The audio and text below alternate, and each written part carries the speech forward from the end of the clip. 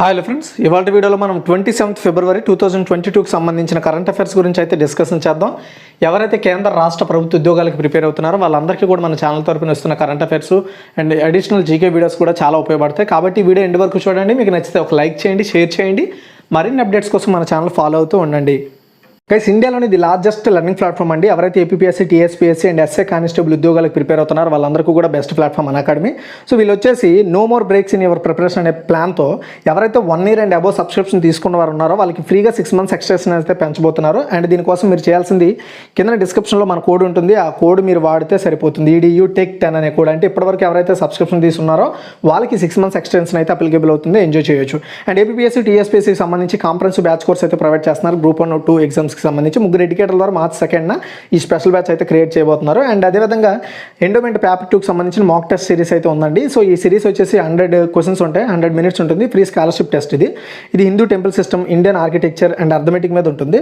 ఇది వచ్చేసి March 5th 2 PM ఉండబోతుంది. అండ్ అందులో ఎవరైతే పర్సంటేజ్ వైడ్గా ర్యాంక్ 1 నుండి 4 వరకు ర్యాంక్ సంపాదిస్తారో వాళ్ళకి పర్సంటేజ్ వైడ్గా స్కాలర్షిప్ అయితే ఇస్తారనమాట.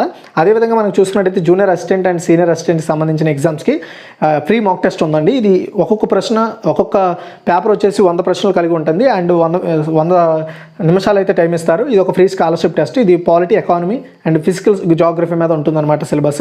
ఇందులో కూడా ర్యాంక్ 1 నుండి ర్యాంక్ 4 వరకు అయితే ర్యాంక్ సంపాదిస్తారు. వాళ్ళకి పర్సంటేజ్ వైడ్గా స్కాలర్షిప్ ఇస్తారనమాట సబ్స్క్రిప్షన్ మీద.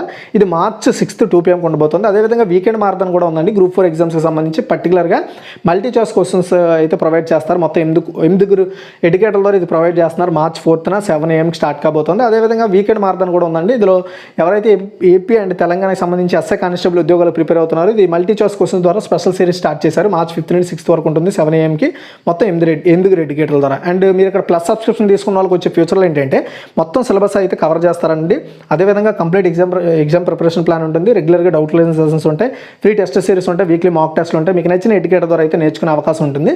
ఇందులో ఫ్రీకి ప్లస్కి డిఫరెన్స్ చూసుకుంటే ఫ్రీలు అన్నీ కూడా లిమిటెడ్, బట్ ప్లస్లో మాత్రం అన్ని కంప్లీట్ అన్లిమిటెడ్ అయితే ప్రొవైడ్ చేస్తారు. ఫ్రీలో మాత్రం అన్నీ కూడా లిమిటెడ్, అది గుర్తుపెట్టుకోండి. తర్వాత మనకి ఇక్కడ 1 month సబ్స్క్రిప్షన్ యాక్చువల్గా 1700 రూపాయలు. కానీ నేను డిస్క్రిప్షన్లో ఇక్కడ మీకు షో చేస్తుంటాను. EDU Tech 10 అనే కోడ్. ఈ కోడ్ వాడితే 1700 కాస్త 1530 రూపాయలకి రావడం జరుగుతుంది. అంటే 10% డిస్కౌంట్ ఇస్తారు. మీరు ఏ మంత్ అంటే మీరు ఎన్ని మంత్స్కి తీసుకున్నా మీకు అది అప్లికేబుల్ అవుతుంది. ఎవరైతే ఇంటి దగ్గర నుండి కోచింగ్ తీసుకుందాం అనుకుంటున్నారో వాళ్ళకి ఇది ఒక బెస్ట్ ప్లాట్ఫామ్ అండి. ఎవరికైనా ఇంట్రెస్ట్ ఉంటే ట్రై చేయండి. దీనికి సంబంధించిన లింక్స్ అని కూడా నేను డిస్క్రిప్షన్లో ప్రొవైడ్ చేశాను. ఫ్రెండ్స్, మన ఫస్ట్ క్వశ్చన్ చూసుకుంటే భారతదేశంలో ఎయిర్లైన్ పరిశ్రమ కోసం IATA పే చెల్లింపు ప్లాట్ఫామ్ను ప్రారంభించేందుకు ఏ ఆర్థిక సంస్థ ఇంటర్నేషనల్ ఎయిర్ ట్రాన్స్పోర్ట్ అసోసియేషన్ IATAతో భాగస్వామ్యం కలిగి ఉంది, టైఅప్ అయ్యింది? అంటే స్టాండర్డ్ చార్టర్డ్ అండి. మన ఇండియాలో ఎయిర్లైన్స్ ఇండస్ట్రీస్కి ఆన్లైన్ ప్లాట్ఫామ్ ద్వారా చెల్లింపులు చేయడం కోసం IATA పే అనే దాన్ని ప్రారంభించడం కోసం యూకేకి చెందిన Standard Chartered International Air Transport అసోసియేషన్తో టైఅప్ కావడం జరిగిందనమాట. ఇది నిజంగా బెటర్. అంటే మనం ఆన్లైన్లో ద్వారా కూడా ఫ్యూచర్లో పేమెంట్ చేయొచ్చు అన్ని సెక్టార్స్లో, అంటే పర్టికులర్గా ఎయిర్లైన్ సెక్టార్లో. తర్వాత సెకండ్ వన్, ఉక్రెయిన్లో పెరుగుతున్న సంక్షోభాల మధ్య 2022లో భారతదేశం ఏ బహుపాక్షిక వ్యాయామం నుండి వైదొలిగింది? ఆన్సర్ చూసుకున్నట్టయితే కోబ్రా వారియర్ అండి. చూడండి, ఉక్రెయిన్లో సంక్షోభం కారణంగా ఆ సిచ్యువేషన్స్ని దృష్టిలో పెట్టుకొని ఇండియా యూకేలో జరగబోతున్న, అంటే యునైటెడ్ కింగ్డమ్లో జరగబోతున్న మల్టీవాయిస్ ఎయిర్ ఏదైతే పర్టికులర్ విన్యాసాలు ఉంటాయో, ఆకాశంలో జరిగే విన్యాసాలు, దానికి భారత వైమానిక దళం అందులో మేము పాల్గొనట్లేదు అనేసి చెప్పడం జరిగింది. మార్చ్ 6 నుండి మార్చ్ 27 వరకు యునైటెడ్ కింగ్డమ్లో వార్డింగ్టన్లో జరిగే డ్రిల్స్లో పాల్గొంటున్నట్లుగా ధృవీకరించిన 3 రోజుల తర్వాత కోబ్రా వారియర్ వ్యాయామం కోసం తమ విమానాలు ఏమీ పంపట్లేదని ఇండియన్ ఎయిర్ ఫోర్స్ అయితే ప్రకటించడం జరిగింది. గుర్తుపెట్టుకోండి, కోబ్రా వారియర్లో మన ఇండియా వచ్చేసి పార్టిసిపేట్ చేయట్లేదు 2022లో. బికాజ్ ఎందుకంటే ఉక్రెయిన్ రష్యా మధ్య సంక్షోభం ఉంది కదా, దాన్ని దృష్టిలో పెట్టుకొని. ఫ్రెండ్స్, 2021కి సంబంధించిన సంవత్సరం మొత్తం కరెంట్ అఫైర్స్ 200 రూపాయలకే రావడం జరుగుతుంది. అదేవిధంగా జనవరి కరెంట్ అఫైర్స్ 2022, ఫిబ్రవరికి సంబంధించిన కరెంట్ అఫైర్స్ 2022 కూడా ఉన్నాయి ప్రజెంట్ మన దగ్గర. ఎవరికైనా కావాలనుకుంటే ఓకేనండి, 8074634834కి 2021కి సంబంధించిన మొత్తం కరెంట్ అఫైర్స్ కావాలంటే 200, లేదా ఒక నెలదే కావాలనుకుంటే ₹25 సెండ్ చేయండి. సెండ్ చేసి ఆ పైన నెంబర్కి సెండ్ చేసి, ఈ నెంబర్కి సెండ్ చేసి కింద కనబడుతున్న వాట్సాప్ నెంబర్కి మీరు ఆ స్క్రీన్ షాట్ని ట్రాన్సాక్షన్ ఐడితో సెండ్ చేయండి. సెండ్ చేసిన 24 అవర్స్లోగా మీరు ఏ మంత్స్కి అడిగారో అండ్ లేదా 2021 అంతా అడిగారో దాన్ని చూసుకొని మీకు ఆ సంబంధించిన ఫైల్స్ అయితే పంపించడం జరుగుతుంది. తర్వాత వచ్చేసి థర్డ్ వన్, సెబీ స్టాక్ల T+1 సెటిల్మెంట్ పీరియడ్ను ప్రవేశపెట్టింది. దీనివలన ఈ మెకానిజంను అమలు చేసిన రెండో దేశంగా భారతదేశం నిలిచిందండి. అలా చేసిన మొదటి దేశం ఇది చైనా అండి. మీకు T+1 అంటే ఏంటనేది మీకు చెప్తాను, ఎక్స్ప్లెయిన్ చేస్తాను, మీరు కంగారు పడకండి. ఈ కొత్త మెకానిజం T+1 అనే ఒక కొత్త మెకానిజం ప్రకారం ఎవరైనా షేర్ కొనుగోలుదారుడు అండ్ అమ్మేవాడు ఉన్నారనుకోండి, వాళ్ళు 24 గంటల్లో వాళ్ళ షేర్లు అండ్ వాళ్ళ డబ్బును పొందవచ్చు. T+1 స్టాక్ సెటిల్మెంట్ మెకానిజం ఇప్పటికే ఉన్న వాటా కొనుగోలు మరియు దాని విక్రయ ప్రక్రియను చాలా వేగంగా అండ్ అన్ని వాటాదారులకు మరింత సౌకర్యవంతంగా చేస్తుంది. T+1లోని T అనేది ట్రేడ్, దీన్ని సూచిస్తుంది. +1 అంటే అదనపు రోజు, అంటే అడిషనల్గా ఒక రోజు అనమాట. అండ్ ఫర్ ఎగ్జాంపుల్ చెప్తాను చూడండి, మీరు సోమవారం నాడు షేర్ కొనుగోలు చేశారనుకోండి, ట్రేడింగ్ చేశారు, షేర్ కొన్నారనుకోండి, సో ఆర్డర్ చేస్తే మంగళవారం సాయంత్రానికి ఆ షేర్లు మీ డీమ్యాట్ ఖాతాలో జమ అవుతాయని అనుకుందాం. బుధవారం ఉదయం నుండి మీరు కొనుగోలు చేసిన షేర్లను ఉపయోగించి బిజినెస్ చేసుకోవచ్చు. అది T+1 అంటే. సో T+1 స్టాక్ సెటిల్మెంట్ మెకానిజంకు చైనా యాక్చువల్గా ఫస్ట్ కంట్రీ అనమాట. ఇలాంటి మెకానిజంని ఇంట్రొడ్యూస్ చేస్తున్న ఫస్ట్ కంట్రీ. సెకండ్ కంట్రీ మన ఇండియా. అయితే సెబీకి ఎందుకు వస్తుంది? సెబీఏ రూల్స్ రెగ్యులేషన్స్ స్టాక్ మీద అంటే మార్కెటింగ్ మీద, ట్రేడింగ్ మీద అదే బాధ్యతలు తీసుకుంటుంది అనమాట. అయితే సెబీ అంటే ఏంటంటే securities and exchange board of India అనమాట. ఇది మన ఇండియాలో ఈ పరిశ్రమలకు సంబంధించిన ట్రేడింగ్ అని ఇతర విషయాల్ని పరిశీలించడానికి, వాటిని అడ్డుకట్ట వేయడానికి, వాటిని నియంత్రించడానికి ఏర్పాటైన స్వయం ప్రతిపత్తి సంస్థ. తర్వాత fourth one, national e Governance division చీఫ్గా ఎవరు నియమితులయ్యారు? చాలా ఇంపార్టెంట్ అండి. ఆన్సర్ వచ్చేసి అభిషేక్ సింగ్. ఓకే, చూడండి, ఉన్నత స్థాయి అడ్మినిస్ట్రేటివ్ రిలైన్మెంట్లో కేంద్ర ప్రభుత్వం senior IAS officer Digital India Corporation CEO Abhishek సింగ్ను కొత్త National e Governance Division NEGD CEOగా నియమిస్తున్నట్లుగా ప్రకటించింది. అంటే ఈ డిజిటల్ ఇండియా కార్పొరేషన్లోనే ఇంకొక డివిజన్ ఉంటుందన్నమాట. సో ఆ డివిజన్కి అంటే ఐటీ మినిస్ట్రీలో, ఐటీ మంత్రిత్వ శాఖలో, అంటే సమాచార మంత్రిత్వ శాఖలో వేరొక విభాగం అనమాట ఈ గవర్నెన్స్ డివిజన్. దానికి CEOగా నియమితులు అవ్వడం జరిగిందండి అభిషేక్ సింగ్. గుర్తుపెట్టుకోండి. నాగాలాండ్ కేడర్కి చెందిన 1995 బ్యాచ్ IAS ఆఫీసరు అండ్ ఆయన ప్రజెంట్ సెక్రటరీ హోదాలో ఉంటారు. అతని కేంద్ర కేబినెట్ నియామకాల committee 1997 batch Uttarakhand cadre IAS అధికారి రమేష్ కుమార్ సుధాన్షాను 5 ఏళ్ల పాటు కేంద్ర ఎలక్ట్రానిక్స్ అండ్ ఇన్ఫర్మేషన్ టెక్నాలజీ మంత్రిత్వ శాఖలో CEOగా, కేంద్రంలోని జాయింట్ సెక్రటరీ స్థాయిలో 16 మంది సీనియర్ IAS అధికారులను నియమించడం జరిగిందనమాట. రీసెంట్గా అపాయింటింగ్స్ ఇచ్చింది కొంతమందికి, అందరికీ మ్యాక్సిమం జాయింట్ సెక్రటరీ హోదాలు ఇచ్చారు. కాబట్టి అవి మనం మరీ పర్టికులర్గా తెలుసుకోవాల్సిన అవసరం లేదు. కానీ పర్టికులర్గా CEO క్యాడర్ కావచ్చు, లేదంటే పర్టికులర్ చైర్మన్ క్యాడర్స్ కావచ్చు, సెక్రటరీ క్యాడర్ చాలా ఇంపార్టెంట్, అవి మీరు గుర్తుపెట్టుకోవాలి. తర్వాత వచ్చేసి ఫిఫ్త్ వన్ అండి, భారతదేశంలో ఏ దేశంతో జల విద్యుత్ ప్రాజెక్టు నిర్మించే ప్రతిపాదనను పరిశీలించడానికి ఉమ్మడి టాస్క్ ఫోర్స్ను ఏర్పాటు చేయనున్నారు అంటే నేపాల్ అండి. సో 2 దేశాలకు మధ్యకి సంబంధించి ఏవైనా జల విద్యుత్ ప్రాజెక్టులు చేపట్టడానికి సంబంధించి వాటి కార్యాచరణ, వాటి మీద చర్చలు, వాటి బడ్జెట్కి రిలేటెడ్ విషయాలు కావచ్చు, ఇతరాతర విషయాలను చర్చించడం కోసం 9 మందితో కూడిన ఒక టాస్క్ ఫోర్స్ను అయితే ఏర్పాటు చేయబోతున్నట్లుగా ప్రకటించారు 2 దేశాలకు సంబంధించి. సో టాస్క్ ఫోర్స్లో 2 దేశాల నుండి గరిష్టంగా 3 సభ్యులు ఉంటారండి. అంటే ఆ దేశం నుండి ఒక 3, ఈ దేశం నుండి ఒక 3 సభ్యులుగా మొత్తము 6 సభ్యులతో ఉంటారు. దీనికి సంబంధించిన టాస్క్ ఫోర్స్ని ఏర్పాటు చేస్తున్నామని చెప్తూ India and Bharat energy secretary level joint steering committee 9th మీటింగ్లో ఈ డెసిషన్ అయితే తీసుకోవడం జరిగింది. దానికి సంబంధించిన ఒప్పందంపై 2 దేశాలు సంతకాలు అయితే చేసుకున్నాయి.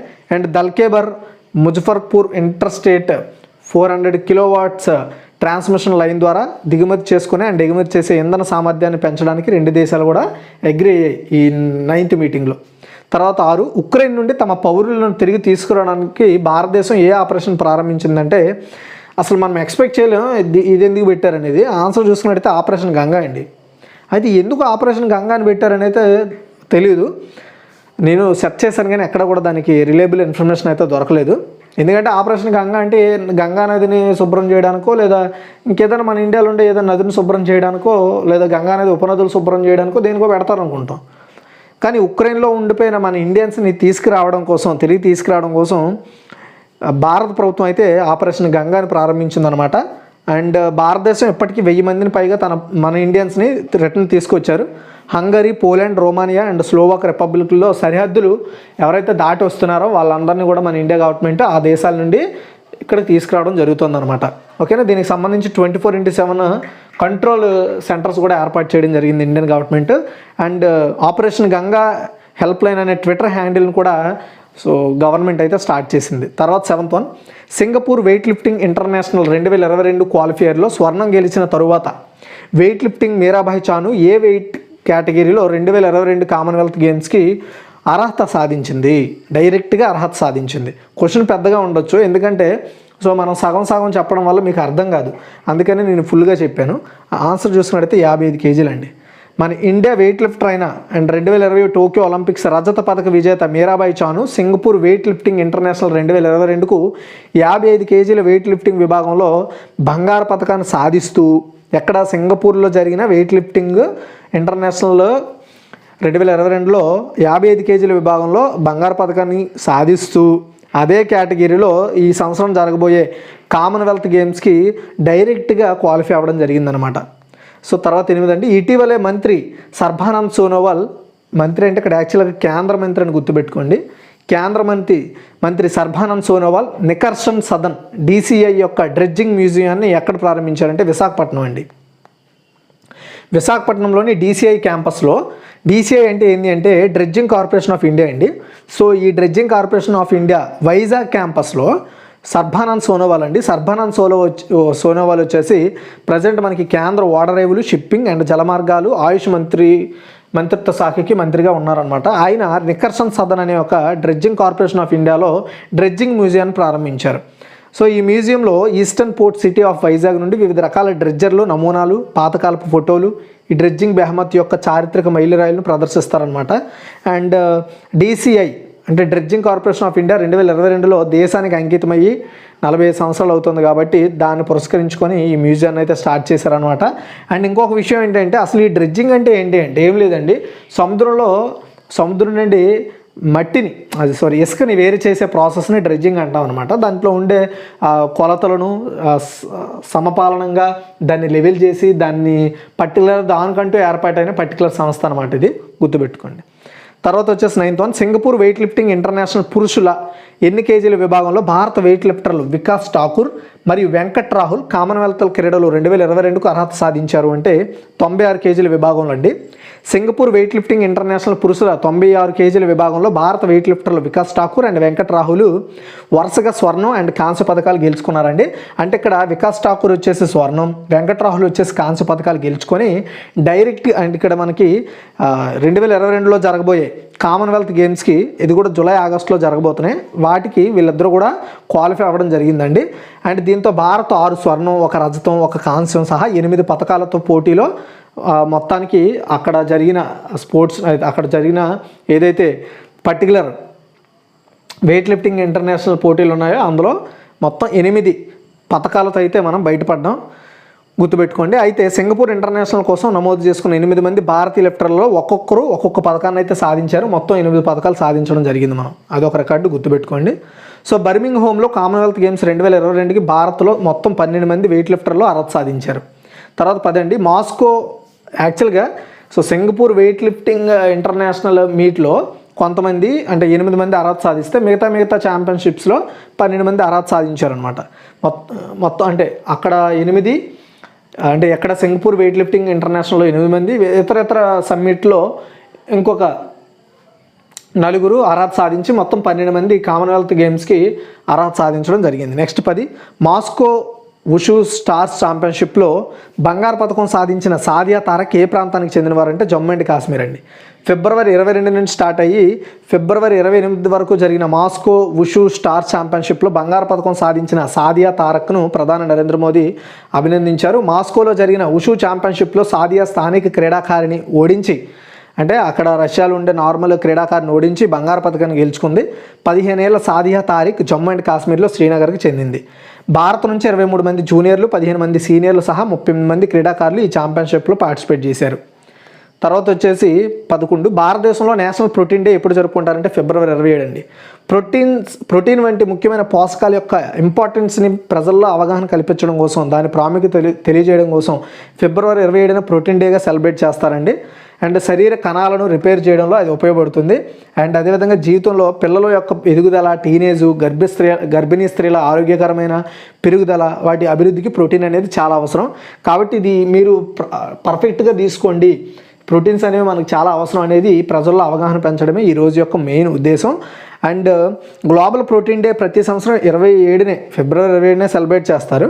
రీసెంట్ నుండి మన ఇండియా కూడా ఈ డేని సెలబ్రేట్ చేయడం స్టార్ట్ చేసింది. అండ్ మన ఇండియా అయితే 2020లో ఫస్ట్ టైం సెలబ్రేట్ చేయడం స్టార్ట్ చేసింది. రైట్ టు ప్రోటీన్ అనే ఒక జాతీయ స్థాయి ప్రజా ఆరోగ్య కార్యక్రమం ప్రోటీన్ అధికంగా ఉండే ఆహారాన్ని తీసుకోవడం వల్ల కలిగే ప్రయోజనాలపై ప్రజలకు చైతన్యం చేయడమే ఈ డే యొక్క ఉద్దేశం మన ఇండియాలో. అయితే ఈ సంవత్సరం థీమ్ ఏంటి అంటే గ్లోబల్ వైడ్గా ఫుడ్ ఫ్యూచరిజం అనే థీమ్తో సెలబ్రేట్ చేస్తున్నారు. నెక్స్ట్ 12 ప్రపంచ ఎన్జిఓ దినోత్సవాన్ని ఏటా ప్రపంచవ్యాప్తంగా ఏ రోజున జరుపుకుంటారంటే ఫిబ్రవరి 27 అండి. ఎన్జిఓ అంటే ఏంటి అంటే నాన్ గవర్నమెంటల్ ఆర్గనైజేషన్స్ అనమాట. అంటే ప్రభుత్వంతో సపరేట్ అయిపోయి వాటికి స్వయం ప్రతిపత్తి కలిగిన ఆర్గనైజేషన్స్ అనమాట. వీటికి సంబంధించి ప్రపంచవ్యాప్తంగా ఈ ఎన్జిఓ దినోత్సవాన్ని ఫిబ్రవరి 27ని సెలబ్రేట్ చేస్తారండి. అండ్ ప్రభుత్వేతర సంస్థలు లేదా ఎన్జిఓలు సమాజ అభ్యున్నతికి కృషి చేస్తాయి. బాల్టిక్ సీ స్టేట్ కౌన్సిల్ యొక్క Baltic Sea NGO forum April 27, 2010న అధికారికంగా ఈ డే సెలబ్రేట్ చేయాలని చెప్పింది. ఇది 2 సంవత్సరాల తరువాత ఫారం యొక్క తుది ప్రకటన తీర్మానంలో ఆమోదించబడింది. అంటే 2014 నుండి ఫిబ్రవరి 27న ప్రపంచ ఎన్జిఓ దినోత్సవాన్ని ప్రకటించారు. ఆ రోజు నుండి సెలబ్రేట్ చేస్తున్నాం మనం. అండ్ బాల్టిక్ సీ ఎన్జిఓ ఫారంలో డెన్మార్కు, Estonia, Finland, Germany, Iceland, Latvia, Lithuania, Poland, Russia, Norway and Sweden వంటి దేశాలు ఉన్నాయి. తర్వాత 13 భారత ప్రభుత్వం వార్షిక పోలియో నేషనల్ ఇమ్యునైజేషన్ డే 2022ని ఏ రోజున నిర్వహించింది? ఫిబ్రవరి 27 అండి, గుర్తుపెట్టుకోండి, చాలా ఇంపార్టెంట్ ఇది. సో 2022లో భారత ప్రభుత్వం ఫిబ్రవరి 27, 2022న పోలియో నేషనల్ ఇమ్యునైజేషన్ డే 2022ని లేదా దీన్ని పోలియో రవివారం అని కూడా అంటారు మన ఇండియాలో. ఈ డేని అయితే సెలబ్రేట్ చేస్తున్నారు. మన ఇండియాలో 5 ఏళ్లలోపు ప్రతి చిన్నారికి 2 చుక్కల పోలియో వ్యాక్సిన్ వేయించడంపై ఈ డేని అయితే సెలబ్రేట్ చేస్తారు, వాళ్ళకి అవగాహన పెంచడం కోసం. ఫ్యూచర్లో పిల్లలకి ఎలాంటి ఇబ్బందులు రాకుండా, ఈ పర్టికులర్ ఎలాంటి రోగాలు, జ్వరాలు రాకుండా ఈ పోలియో అనేది వాళ్ళకి ఉపయోగపడుతుంది. తర్వాత 14 అండి, లాంగ్ మార్చ్ 8 రాకెట్ ద్వారా 22 ఉపగ్రహాలను అంతరిక్షంలోకి పంపి స్వదేశీ రికార్డుని నెలకొల్పిన దేశం ఏంటి అంటే చైనా అండి. చూడండి, చైనాకు చెందిన కొత్త లాంగ్ మార్చ్ 8 రాకెట్ 22 ఉపగ్రహాలను అంతరిక్షంలో పంపిందండి. ఒకే రాకెట్ ద్వారా అత్యధిక అంతరిక్ష నౌకల్ని ప్రయోగించి దేశీయ రికార్డుని నెలకొల్పిన దేశం చైనా.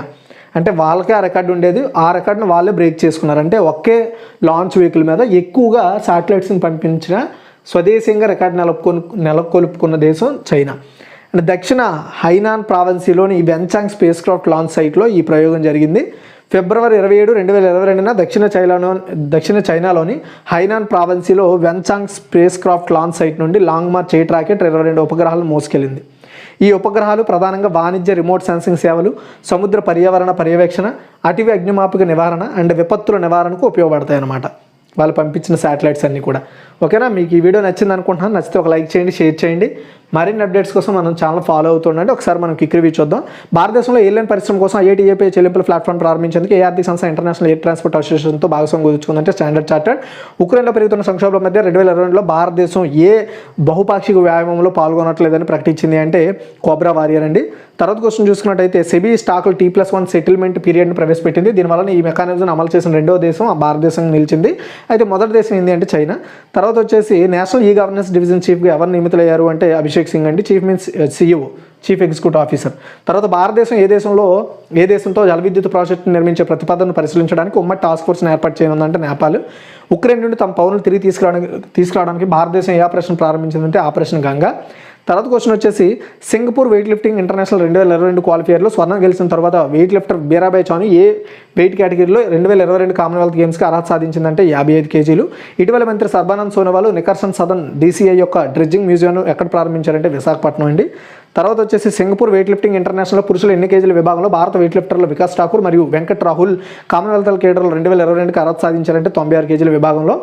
సో తర్వాత వచ్చేసి ఒకరు వచ్చేసి స్వర్ణం, ఒకరు వచ్చేసి కాంస్యం గెలుచుకున్నారు. అండ్ మాస్కో వుషు స్టార్స్ ఛాంపియన్షిప్లో బంగారు పథకం సాధించిన సాదియా తారిక్ ఏ ప్రాంతానికి చెందినవారంటే జమ్మూ అండ్ కాశ్మీర్ అండి. భారతదేశంలో నేషనల్ ప్రోటీన్ డే ఎప్పుడు జరుపుకుంటారంటే ఫిబ్రవరి 27న. అండ్ ప్రపంచ ఎన్జీఓ దినోత్సవాన్ని ఏటా ప్రపంచవ్యాప్తంగా ఏ రోజున సెలబ్రేట్ చేస్తారంటే ఫిబ్రవరి 27th. భారత ప్రభుత్వం వార్షిక పోలియో నేషనల్ ఇమ్యునైజేషన్ డే 2022ని ఏ రోజు నిర్వహించింది అంటే 27th అండి, ఫిబ్రవరి. అండ్ తర్వాత వచ్చేసి లాంగ్ మార్చ్ 8 రాకెట్ ద్వారా 22 ఉపగ్రహాలను అంతరిక్షంలోకి పంపి స్వదేశీ రికార్డు నెలకొల్పిన దేశం ఏంటంటే చైనా. Thanks for watching.